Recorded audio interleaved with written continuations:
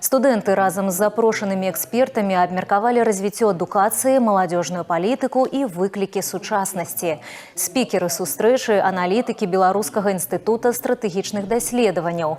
Мэта праекта, ініцыяванага Міністэрствам адукацыі, данесці да студэнтаў дзяржаўныя пазіцыі па ключавых пытаннях і сабраць іх прапановы.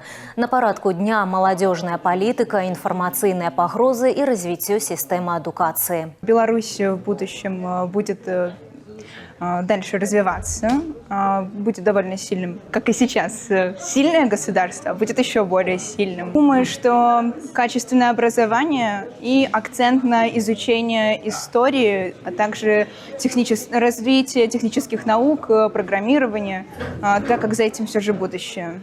Мы нацелены на то, чтобы молодежь в формате равный с равным могли пообщаться между собой, рассказать друг другу, что же все-таки волнует молодежь в региональном разрезе, возможно, в республиканском разрезе. И самое главное, я вот всегда говорю, поделились видением, каким они видят будущее нашей страны и свое место в этом будущем.